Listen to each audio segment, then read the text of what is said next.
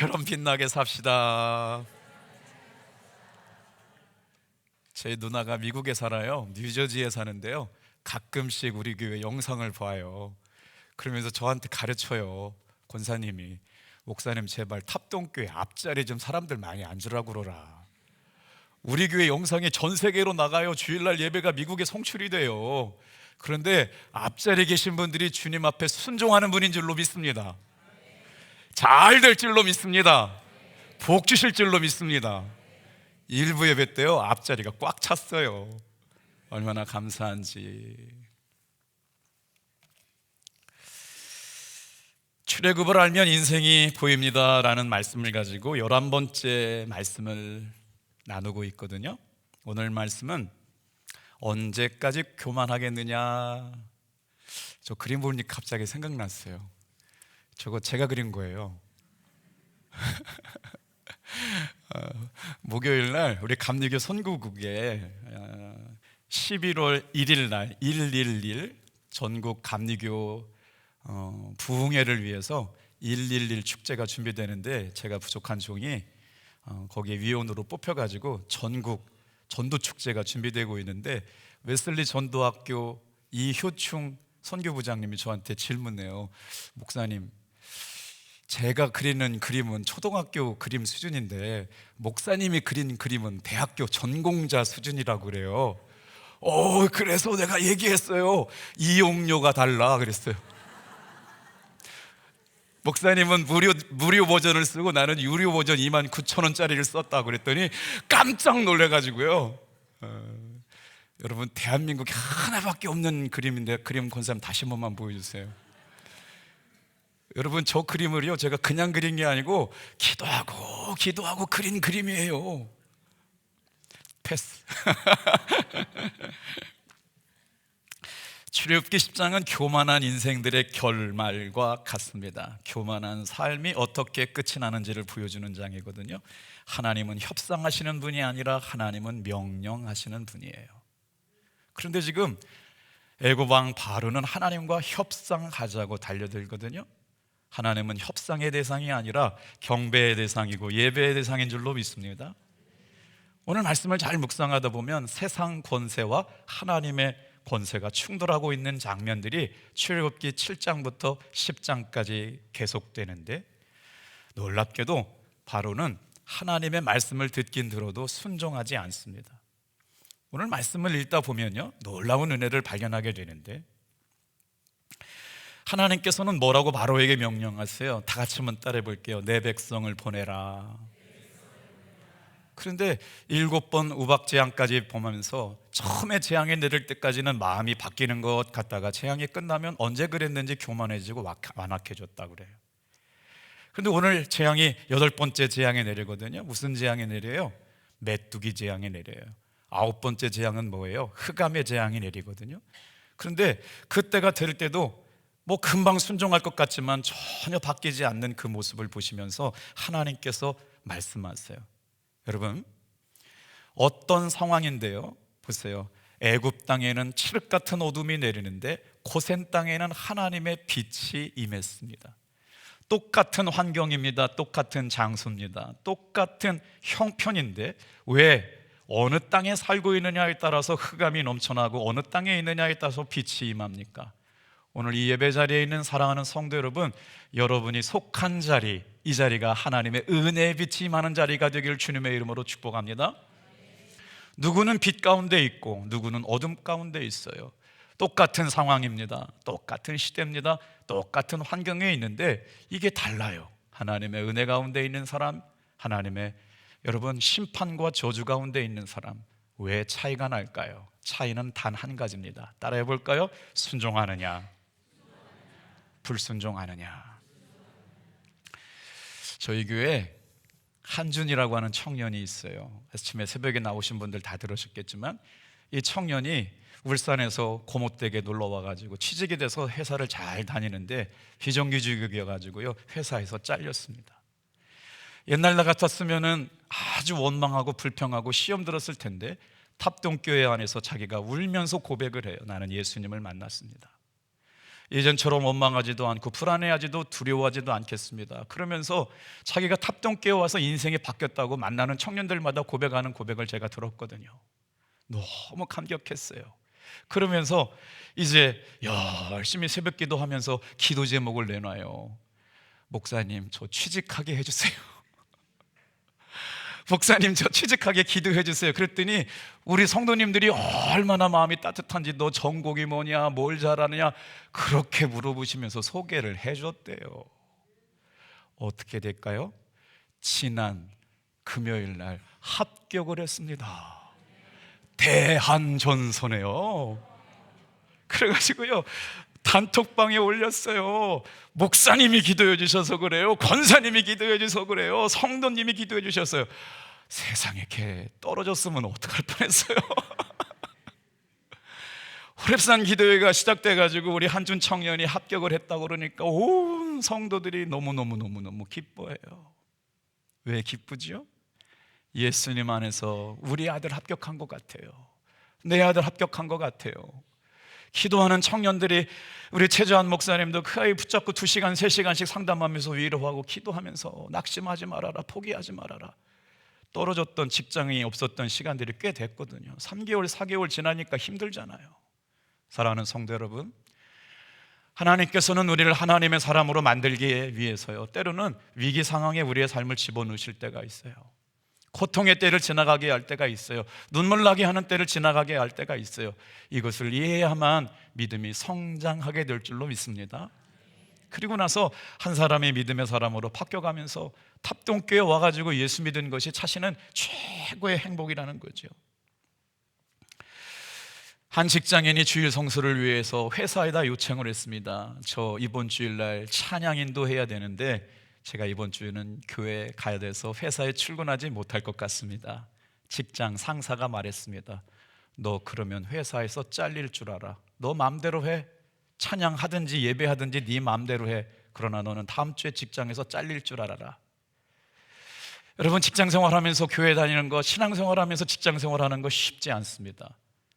그런데 그때 선택해야 돼요. 그 순간 믿음을 지킬 것인가, 현실에 순응하면서 직장생활 편하게 하는가. 사탄 같은 바로가 날마다 우리에게 요구하는 게 뭐예요? 너 좀 별나다. 너 좀 보통 사람처럼 예수 믿으면 안 되냐? 너 교회 다닌다고 그렇게 술도 안 먹는다고 그러고 교회 간다고 그러고 뭘 그렇게 열심히 내냐? 좀 대충 좀 하면 안 되냐? 수도 없이 많이 들었잖아요. 다 같이 한번 따라합니다. 신앙생활에는 대충이란 단어가 없습니다. 전심이어야 돼요. 전부이어야 돼요. 그래서 하나님께서는 오늘 우리의 마음의 전부를 살펴보시고 계시면서 이번 호렙산 기도의 주제가 뭐예요? 하나님, 주여 나를 좀 살펴보아 주시옵소서. 그랬더니 바로 왕을 보시면서 하나님께서 모세를 통하여 말씀하세요. 다 같이 한번 따라합니다. 너는 언제까지 그렇게 교만한 가운데 있겠느냐? 이 말씀은 다른 사람을 위해서 그런 게 아니라 저에게 비추는 말씀입니다. 저는 사실 하나님 앞에 교만하다는 생각 안 해봤어요. 전부를 드렸다고 생각했고요, 마음의 중심이 하나님께 있다고 생각했어요. 주님, 이만큼 하면 잘하는 것 아닙니까? 이만큼 노력하면 애쓰는 것 아닙니까? 애도 써보고 힘도 써봤지만 부족한 건 어쩔 수 없지 않습니까? 그런데 주님은 오늘 저에게 말씀하시는 거예요. 너는 언제까지 그렇게 교만한 자리에 있겠느냐? 오늘 이 말씀은 다른 사람을 위해 주시는 말씀이 아니에요. 저와 여러분에게 주시는 말씀인 줄로 믿습니다.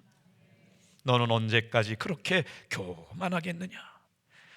출애굽기 7장부터 10장까지는 바로를 통하여 하나님께서 한 가지 우상들을 계속 깨뜨리시는데 바로가 전략을 바꿔요. 타협하기 시작합니다. 예배는 드려라. 그런데 여기서 드려라. 예배는 드려라. 그런데 멀리는 가지 말아라. 자, 그러나 예배는 드려라.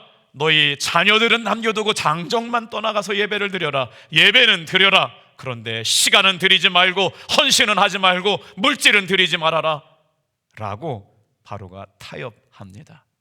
뭐라고요? 가축과 소는 남겨두고 가서 예배하라고요. 이 말씀을 묵상하면서 주님이 제 마음속에 울리는 한 가지 단어가 있어요. 신앙생활이 왜 적당하면 안 될까요? 적당하게 타협하면서 하나님의 전능하신 은혜를 경험할 수가 없기 때문에 그렇습니다. 제가 주일날 설교 시간만 되면 눈물이 나요. 얼마나 아픈 삶의 문제가 우리 성도들한테 많은지 내 힘 가지고 감당할 수 없어요. 그래서 주님의 은혜가 필요해요. 하나하나 삶의 문제가 쉬운 문제가 하나도 없어요. 그래서 은혜 아니면 살아갈 수 없다고 고백하게 됩니다. 그런데 하나님 앞에 기도하는데 주님께서 이렇게 말씀하세요. 나는 감기는 고칠 수 있는데 암은 못 고쳐. 나는 허리 디스크는 고치는데 암은 못 고친다라고 하면 우리가 하나님 앞에 예배할 수 있겠어요? 하나님이 오늘 우리의 삶에 전심을 원하시는 것은 저와 여러분의 삶에 전부를 책임져 주시겠다는 선언인 줄로 믿습니다. 우리의 삶의 전부를 책임져 주시는 하나님 앞에 우리는 마음을 들이지 않을 때가 많아요. 건강검진 가면 암이 될까 두려워할 때가 많잖아요. 그런데 육체의 건강은 살피면서 우리의 영혼은 건강은 살피지 않을 때가 많다는 거예요. 여러분, 언젠가 한번 인생의 승부를 걸고 하나님 앞에 전심으로 기도할 수 있는 때가 바로 호렙산 기도회가 되시기를 주님의 이름으로 축복합니다. 옆에 분하고 인사해 볼까요? 이래봬도 내가 보통 사람 아닙니다. 시작. 이래봬도 내가 보통 사람 아닙니다. 질문했어요. 뭐가 그렇게 보통 사람 아니에요? 그랬더니 대답합니다. 끝내주는 사람입니다. 시작. 저한테 얘기하지 말고 옆에 분한테 해보세요. 두 손을 들고요. 썸접 해보세요. 썸접. 끝내주는 사람입니다. 예배 시간이 아무리 길어도요 30분 안엔 반드시 끝나게 돼 있어요. 설교 오래 할 것 같지만 벌써 이제 20분밖에 안 남았어요. 다 끝나게 돼 있어요. 오늘 사랑하는 성도 여러분, 주님께서 말씀하시는 거예요. 나는 너의 삶의 문제를 전부 다 해결할 준비가 되어 있는데 우리는 여기까지만, 이것만 자꾸 하나님이 하시는 일을 내가 스스로 한정 지어놓고 마음을 쏟지 않으려고 해요. 타협하려고 그래요. 적당하게 신앙생활해요. 또 한번 따라해 볼까요? 적당하게 신앙생활하는 것이 가장 위험한 신앙생활이다. 저희 교회에 등록을 안 하시고 다니시는 성도님이 꽤 많아요. 옆에 분한테 인사하겠어요. 너는 아니지? 아니 진짜 등록을 안 하시고 다니시는 분들이 꽤 많아요. 그래서 제가 몇 번 권했는데 제가 됐거든요. 부담스럽다고. 그래서 왜 등록을 안 하십니까? 그랬더니 전에 다니던 교회에서 상처가 너무 커가지고 등록을 못 한대요. 그건 지난 얘기고 이거는 탑동교회니까 마음 놓으시고 등록하시길 주님의 이름으로 축복합니다. 오늘부로 다 등록하시라고요. 등록을 안 하시고 다니세요. 지금 3년 4년 되는데 한 5년 됐나? 근데도 등록 안 하시는 분 계셔가지고 말이에요. 왜일까요? 하나님이 우리의 인생 가운데 위기를 만나게 하는 것은 아프게 하기 위해서가 아니라 하나님 앞에 엎드리게 하기 위해서인 줄로 믿습니다. 그런데 그 기회를 놓치고 나면 하나님의 심판이 임해요. 하나님은 지금 애굽 땅의 우상들을 하나씩 두 개씩 깨뜨리고 계시거든요. 그 재앙이 임할 때마다 내가 잘못했습니다, 이제는 내가 보내겠습니다 했는데도 불구하고 바로 왕이 회개하지 않으니까 하나님께서 어떻게 해요? 8번째 재앙을 내리시는 거예요. 무슨 재앙이요? 바로 하나님이 교만함을 깨뜨리고 회개할 기회를 주셨는데도 순종하지 않으니까 어떻게 해요? 그의 교만함을 깨뜨리기 위해서 8번째 메뚜기 재앙이 찾아오고 9번째 여러분 흑암의 재앙이 찾아오거든요. 이제 재앙 딱 남았어요. 하나님이 내리는 재앙의 심판이 이제 딱 하나 남았거든요. 다음 시간에 여러분 기대하세요. 이제 클라이막스가 나타나는데 다음 주일 설교 제목 다 같이 한번 따라해 보세요. 하나님이 지나가시는 밤. 이 말씀 가지고 다음 주일날 같이 말씀 나누거든요. 미리 성경을 여러 번 읽어보시고 오시면 좋을 것 같아요. 첫 번째 따라해 볼까요? 교만은 하나님의 말씀을 가볍게 여기는 것입니다. 왜 하나님께서는 하나님 앞에 교만한 걸 그렇게 싫어하실까요? 우리 믿음의 성도들이 예배 생활하면서 하나님 앞에 교만하지 않아야 될까요? 하나님은요 이렇게 말씀하세요. 교만은 하나님의 말씀을 가볍게 여기는 삶이래요. 자, 어떻게 그렇기 때문에 그럴까요? 말씀을 들어도 그 말씀이 내 삶에 영향력을 미치지 않아요. 설교는 들어서 끄떡끄떡하고 아멘 하면 하는 것 같은데 그때가 끝이에요. 문을 열고 나가는 순간 성경책과 말씀은 다 잊어버리고 근심 끌어안고 살고 원망 끌어안고 살고 남 탓하며 살아가고, 교회 나와서는 은혜 받겠다고 막 간절하게 기도도 하고 열심 내는 것 같은데 성전 문을 열고 나가는 순간부터 염려와 근심과 두려움을 가득 안고 살아가는 거예요. 오늘 사랑하는 성도 여러분, 예배 나와서 말씀을 듣는 순간 하나님의 말씀이 여러분의 영혼에 영향력 미쳐지게 되기를 주님의 이름으로 축복합니다. 듣는 것으로 끝나면 되지 않아요. 하나님의 말씀을 들어도 말씀을 듣는 것으로 끝난다면, 내 삶의 변화가 일어나지 못한다면 여러분, 그것은 내 영혼이 교만하다는 겁니다. 교만은 말씀을 들어도 반응하지 않는 상태를 교만이라고 그러거든요. 오늘 바로가 그래요. 바로의 마음이 말씀은 듣지만 듣는 것으로 끝납니다. 그리고 나서 불순종해요. 상황이 급할 때만 주여 도와주시옵소서라고 굴복했지만 상황과 형편이 나아지면 언제 그랬냐 하고 하나님의 은혜 잊어버리죠. 그래서 다시 한번 옛날로 돌아가는 거예요. 마음이 완악해진 것입니다. 교만은 다른 것이 아닙니다. 교만은 이렇게 시작됩니다. 말씀을 듣다 보니까 주님, 제가 순종은 하겠지만 나중에 순종할게요. 제가 우리 탑동교회 찬양대 성가대를 보면서 저한테 하나님께 기도하는 제목이 있어요. 남자 성도님들, 우리 남자 파트가 지금 7분 앉아 계시는데 또 줄었네요. 9명에서 찬양을 할 수 있고 악보를 불 수 있는 분은 남자 성가 파트에 지원해 주시길 주님의 이름으로 축복합니다. 아멘 소리가 컸으면 좋았는데, 할렐루야. 오세요. 찬양이요 얼마나 하나님께서 기뻐하시는 일인지 몰라요. 나중에 할게요, 나중에 할게요, 나중에 할게요. 하나님은 지금 하라고 말씀하시는데 형편 나아지면 할게요, 조금 좋아지면, 환경 좋아지면 할게요. 사탄은 끊임없이 나중에 하라고 말합니다. 이걸 교만이래요. 주님은 지금 하라고 그러시는데 사탄은 나중에 하라고 말해요. 교만이 뭘까요? 하나님의 말씀보다 내 판단이 더 중요합니다. 하나님의 말씀보다 내 기준이 더 중요해. 내가 살아온 삶의 경험이 더 중요합니다. 이걸 교만이라고 말합니다. 어떻게 될까요? 회개할 타임을 놓쳐요. 하나님 앞에 돌아올 기회를 잃어버려요. 주님의 음성을 듣지 못해요. 왜요? 바로는요, 말씀을 못 듣는 게 아닙니다. 말씀을 듣지 않으려고 하는 상태에 놓여 있다고요. 주일날 예배는 드립니다. 하나님의 말씀은 들어요. 그런데 마음을 딱 닫아버렸어요. 안 듣겠어요. 나는 당신 설교 안 듣겠어요. 교만입니다. 들어도 반응이 없어요. 삶에 영향력을 미치지 못해요. 뭐로 들어요 그러면요? 오늘 이 시간 여러분, 마음을 찢고 회개하고, 그 말씀 한 말씀이 나의 영혼을 살립니다. 그 말씀 한 말씀이 내 삶을 변화시킵니다. 그 말씀 한 말씀이 나를 하나님을 만나게 했습니다라고 고백할 수 있는 귀한 성도님들 되시길 축복합니다. 교만은 못 듣는 상태가 아니라 안 듣는 상태를 교만이라고 그래요. 우리 3절 말씀 같이 한번 읽어볼까요? 시작. 네가 어느 때까지 내 앞에서 겸비하지 아니하겠느냐. 겸비라는 단어를 우리가 쓰지 않잖아요. 겸손하다보다 더 깊은 영적인 의미가 있어요. 의지적으로 복종하다, 의지적으로 항복하다. 왜 우리가 두 손 들고 찬양하고, 왜 우리가 두 손 들고 기도하고, 왜 우리가 두 손 들고 하나님 앞에 예배하고 막 그럽니까? 주님만이 왕이십니다.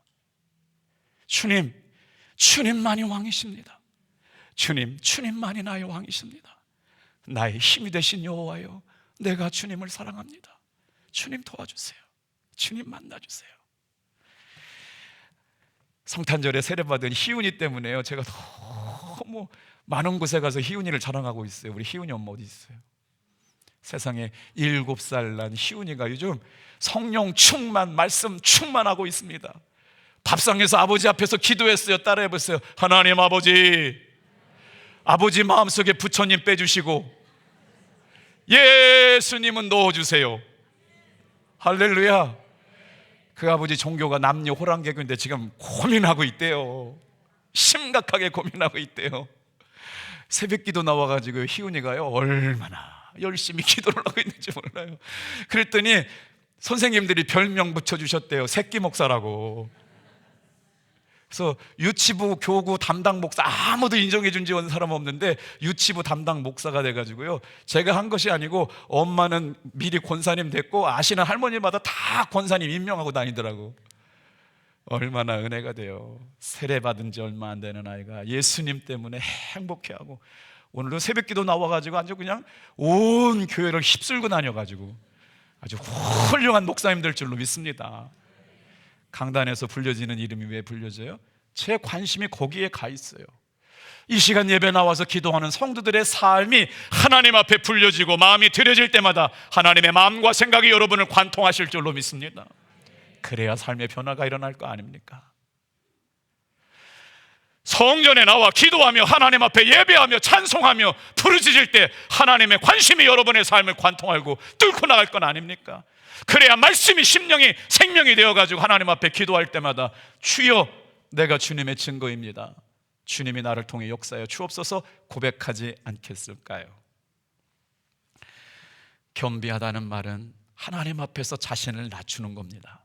하나님 앞에 말씀에 순종하는 겁니다. 교만을 깨트려서 삶의 방향을 바꾸는 겁니다. 단순한 미안함이 아니라 삶의 방향의 전환. 하나님께서 바로에게 말씀하세요. 너는 언제까지 내 앞에서 낮아져서 겸손할 수 있겠느냐? 말씀을 준비하면서 갑자기 떠오른 영어 한 단어가 있어요. understand. 하나님께서 우리의 삶을 이해하셨기 때문에 예수님을 십자가로 보내셨어요. understand는요, 내려앉아 있을 때 이해가 됩니다. 하나님께서 십자가를 지시기 위해서 예수님을 이 땅에 보내신 사건으로 말미암아 인간의 고통과 아픔과 신음을 완전히 이해하셨죠. 그리고 나서 예수님의 십자가로 구원을 이루셨어요. 테텔레스타이, 다 이루었다. 오늘 이 시간 어떤 삶의 문제가 있든지, 어떤 고통이 있든지, 어떤 문제가 있든지 예수님 앞에 다 내려놓으실 때 주님은 아픔과 상처와 짐을 짊어지시고 질고를 당하시고 우리는 나음을 입은 줄로 믿습니다. 이게 십자가의 사건이에요. 4절 말씀 같이 이렇게 볼까요? 이제 하나님은 말씀만 하지 않으세요. 불순종한 바로를 깨닫게 하기 위해서 하나님의 동풍이 불어오게 해요. 성경에 쓴 동풍은 다르하흐예요. 하나님의 바람이 불어옵니다. 하나님이 은혜를 주실 때도 동풍을 불게 하시지만 하나님이 심판하실 때도 동풍이 불어와요. 4절 말씀 읽어볼게요. 시작. 네가 만일 내 백성 보내기를 거절하면 내일 내가 메뚜기를 내 경내에 들어가게 하리라. 사진 한 장 보여드려 볼게요. 아무도 놀라시는 분이 없네. 성경은 어떻게 말씀하고 있느냐? 메뚜기가 하늘을 덮어가지고 하늘이 어두워질 만큼 메뚜기가 많이 나왔다. 저는 사진 보고 나서 숨이 답답하게 막히더라고요. 밥상에, 침상에, 삶의 모든 터전에서 우박에 내려와가지고요, 애굽은 초토화가 됐거든요. 그런데 조금 남은 걸 누가 다 먹게 돼요? 8번째 재앙, 메뚜기가 저렇게 내려가지고요, 남은 채소며 곡식이며 다 먹게 되니까 애굽 땅은 황폐되었습니다. 그런데 놀라운 은혜가 있습니다. 볼까요? 어떻게 하시는지 기대하세요. 바로 왕의 교만을 깨닫게 하시기 위해서 하나님께서 8번째 심판하시고 경고하시는데, 경고의 말씀이 다 지나가니까, 순종하지 않으니까 하나님은 심판하실 수가밖에 없어요. 그래야 깨지니까요. 오늘 주일 아침 예배를 드리는 사랑하는 성도 여러분, 저는 말씀을 준비하다가 이런 생각이 들었어요. 이 자리에 그냥 나온 게 아니라 이런 신령한 은혜를 기대하면서 예배할 수 있게 되기를 축복해요. 신명기 30장 15절 16절 말씀은 큰 소리로 읽을 만한 가치가 있어요. 같이 읽어볼게요. 시작. 보라, 내가 오늘 생명과 복과 사망과 화를 내 앞에 두었나니 곧 내가 오늘 내게 명령하여 내 하나님 여호와를 사랑하고 그 모든 길로 행하며 그의 명령과 규례와 법도를 지키라 하는 것이라. 그리하면 네가 생존하며 번성할 것이요 내 하나님 여호와께서 내가 가서 차지할 땅에서 너에게 복을 주실 것이미로다. 아멘. 하나님의 손에 복과 저주가 있대요. 애굽 땅에는 지금 어두움이 칠흑같게 내려져요. 메뚜기가 하늘을 덮었어요. 살아남은 게 하나도 없어요. 가축이며 곡식이며 남은 게 하나도 없어서 결실이 없어요. 그런데 하나님께서는 어떻게 해요? 고센 땅에는 특별한 은혜가 있어요. 오늘 이 자리에 나와서 예배하는 사랑하는 성도 여러분, 하나님의 말씀을 닫아놓고 들으려고 하면 들려지지가 않아요. 아무리 말씀이 좋아도 듣지 않습니다. 마음의 문을 활짝 열어놓으시고 들으시길 바랍니다. 하나님의 말씀은 여러분 우리의 삶을 변화시켜요. 생명과 복이 있는데 하나님의 말씀에 순종하기를 결단하는 사람에게 복이 임한다는 거예요. 그 명령을 지키려고 하는 사람에게 복이 있다는 거예요. 생존하게 하시고 번성하게 하시고 차지할 땅에서 너에게 복이 있으리라 말씀하세요. 이 복의 주인공들, 하늘의 신령한 복의 주인공들이 우리 사랑하는 탑동교회 성도님들 다 되시기를 주님의 이름으로 축복해요. 자, 두 번째 한번 따라해 볼게요. 교만은 하나님의 말씀을 가볍게 여기는 거라고 말씀을 드렸고요. 두 번째예요. 교만은 부분적인 순종으로 하나님을 속이려고 합니다.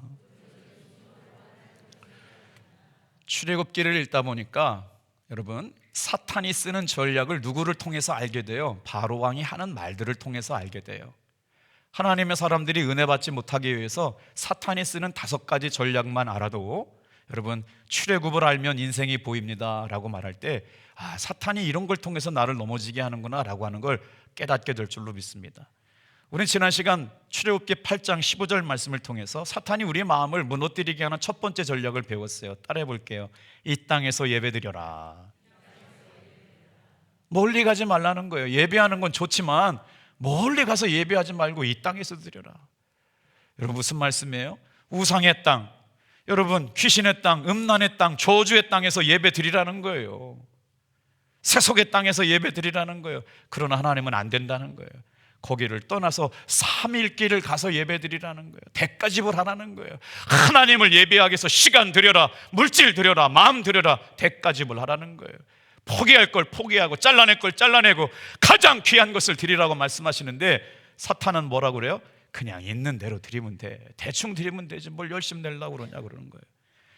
출애굽기 8장 28절 또 한번 유혹합니다. 따라해 볼게요. 너무 멀리는 가지 말아라.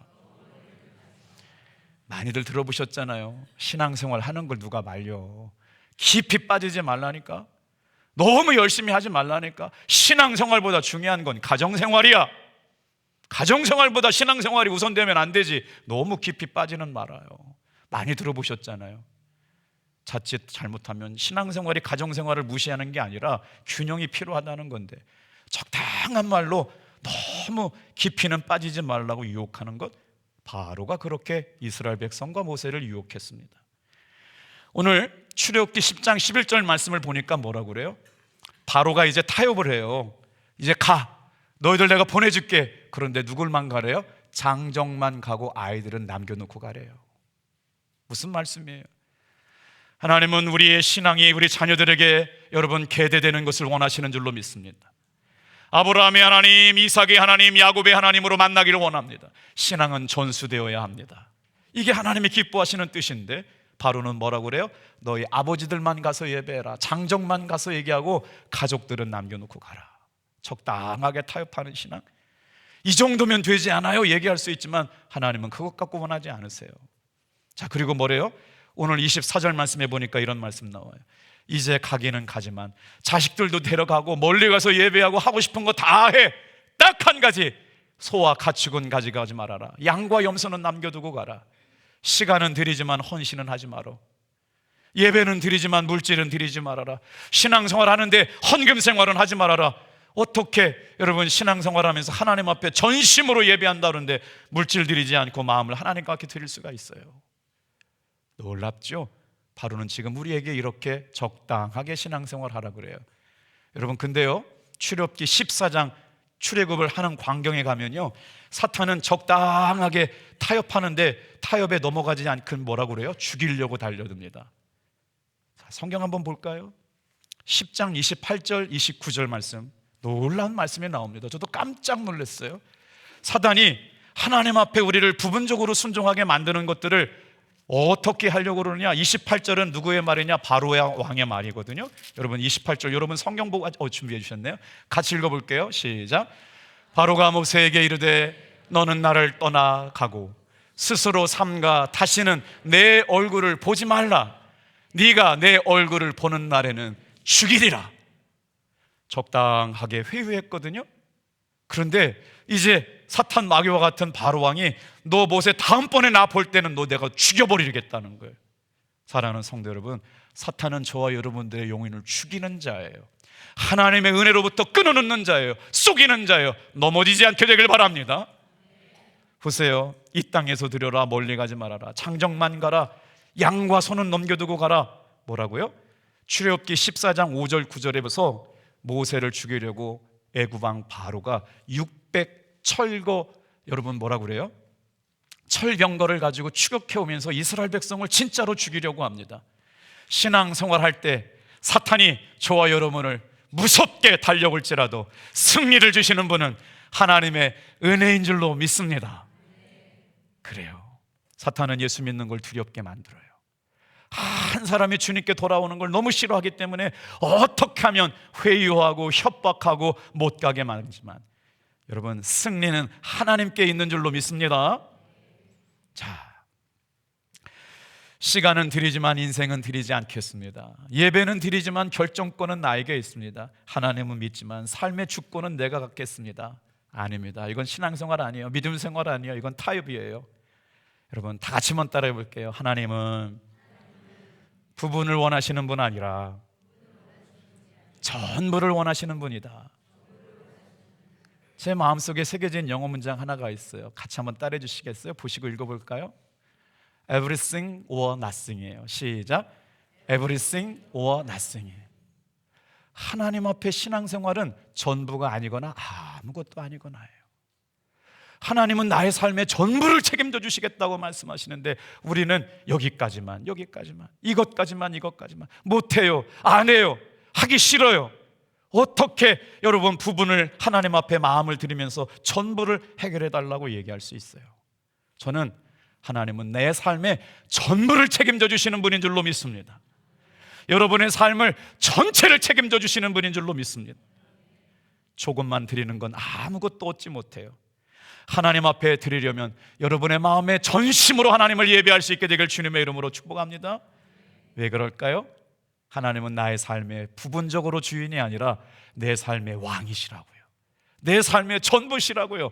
그 하나님께서 저와 여러분의 삶을 끝까지 책임져 주실 줄로 믿습니다. 세 번째 따라해 볼게요. 교만의 끝은 영적 어두움입니다.